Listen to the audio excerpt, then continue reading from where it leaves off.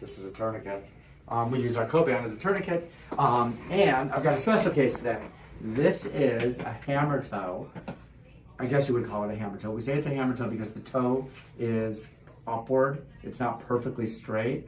And when you have a hammer toe like this, when you walk and you load your foot, the end of the toe hits the shoe and the nail can become permanently damaged. And that's what's happened here. We have a nail that's permanently thickened and there is some fungus in it. If you look close, Alexia, take a look right here. Take a look at the nail. See that? That's permanently, that has fungus under the nail and it's permanently damaged. So this patient's been cutting this nail for years. She's sick of it. She wants it gone. She wanted me to just cut her toe off. I told her, no, that's too radical. Let's just take the nail and that should be it. So we're gonna take the whole nail off of there. And that's actually a great solution. But the first 4 weeks, it's sore because it's hitting the end of the toe when she's in a shoe. So if she tries to wear a shoe these first 4 weeks, it's gonna be a little tender because it's gonna be a little bit raw.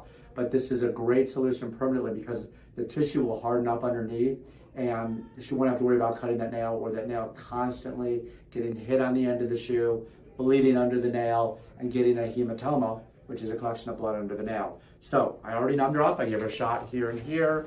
And guess what time it is? It's hammer time. There we go. That wasn't that funny, was it? That's way too old of a reference. Who's saying, let's see, hammer time. That was it LL Cool J? Who's saying it? MC Hammer. I think hammer time, yeah. MC Hammer. The patient's whispering. You don't have to whisper up there, actually. You can talk. Nobody can see you. They can only hear you. MC Hammer. Okay. So we put our tourniquet on, our Coban, and now we are going to open this up so we can see what is going on here and get this nail off. The reason we don't do the sides of the nail, she had an ingrown nail and told me that it was an ingrown nail hurting. We don't do the sides of it because you need at least 1 centimeter of nail. And 1 centimeter is about the width of her nail. So if you took out the sides of the nail here, she'd have this little sliver in the middle. That would be a problem too. So we just do the whole nail. So she should be done. We're gonna test her. Any screaming? Any pain? No screaming. Good, good, good. You feel anything or just pressure there? Just pressure. Okay. So I'm going under the eponychium. That's right here at the cuticle level. And I'm actually pushing against the nail when I do this. This is kind of my guide, so I don't go through anything else. And I'm trying to do as little bit of trauma as possible to this nail bed. For me, what works best is really the flip. I like doing that back flip because I can back flip it and then I can actually go against the nail itself, not the nail bed. That way I'm doing little trauma to the nail. I had a patient of another doctor in town recently where they actually went under the bed and it was down to bone. And I mean, there was bone exposed because what they did is they did whenever they were trying to free up the nail, they freed up actually the periosteum and they took the entire layer of tissue off of the top of the bone. So there was just exposed bone there. And it's gonna take that patient probably 3 months or more to heal in. So here I am right here underneath the nail. And I can actually, if you look, I can actually pull it with this. You can see I don't even need to do anything. All I did was follow the contour of that nail. And you can see, look closely, there really shouldn't be much damage to the nail bed. Let's focus in on that. Can you get it under focus? There we go. Let's see if you get closer. How close can you get? Wow, very cool. Okay, so that's what it looks like underneath the nail bed. Very little trauma. Now we're gonna take that off of there. We can let it hang for a second because it's kind of cool looking to see that. It's like when you flip your eyelid backwards. I'm doing that right now. I'm gonna flip my eyelids back. You ready? Put the camera on me to show my eyelids. With the hemostat? I'm not really gonna do it, I'm just joking. Okay, so let's pull this off. And you can see this comes off really easily. That's it. That's the whole nail right there. Nice big chunk. Let me show the patient so she can go, ooh, yes. Oh yeah, Isn't that cool. Pretty cool, wow. That's And then cool. when it's far away, it looks smaller, doesn't it? Not that Wow. big. But you know what? This is great. She's gonna get a ton of relief. This little guy was causing a lot of pain.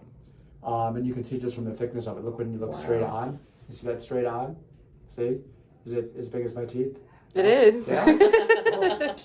All right. So now we're gonna kill the nail matrix. The nail matrix is the area where the nail grows from.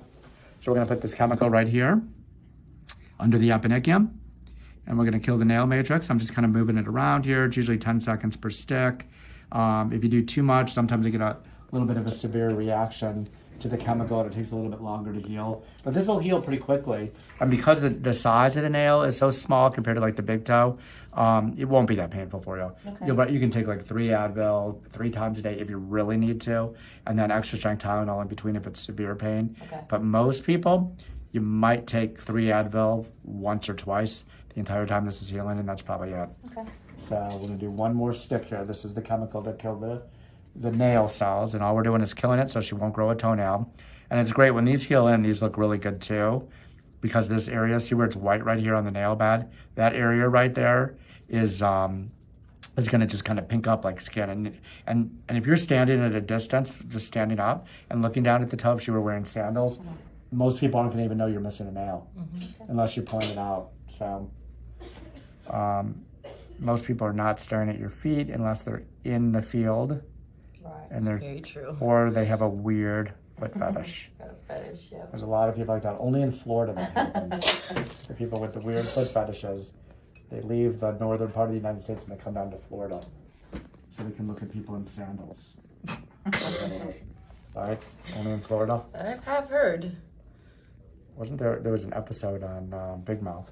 If you were watching Big Mouth? Yes. Yes, there was. Yes, the Florida episode, season 3, episode 5, I think. With the Lakeland? Very funny. Yes, with Lakeland, Florida. Very true about Florida.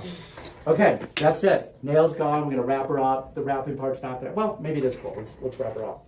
Let's see how cool this is. All right. Let's wrap it up. Might as well. We haven't shown the wrapping in a while, so let's take this off of her. Let me find my leading edge here. Do we see the leading edge? Here it is. So we're gonna unwrap it, and then we're gonna put some Silvadene. Let me just put a lump of Silvadene cream. You can see there wasn't much bleeding there. Put a big lump there. We're gonna wrap it up. She'll take this off tomorrow. She's gonna clean it with soap and water and a washcloth, or she can take her Q-tip if she really wants to get in there. She puts the Q-tip on the nail bed and just kind of scrubs it with some soap on it, and then puts some Neosporin, just like I did, and a Band-Aid. She does not need to do a big wrapping like this, but she can put gauze around it if she decides that she wants to wear closed-in shoes or needs to wear closed-in shoes for work.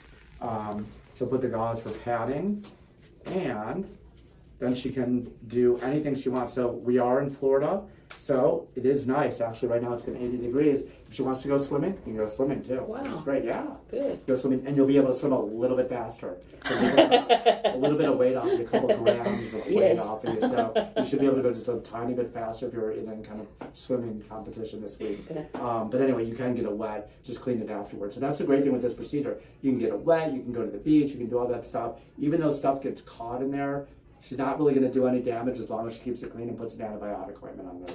So that's it. Bye-bye. Camera time's over. If you like what you see, subscribe to the channel. Go to Instagram to see real short clips at Healthy Feet Podiatry. But definitely subscribe to the channel if you want to see more great videos. Hit that button that says subscribe because you'll get notifications when we do new videos. We usually do 1 or 2 new ones a week.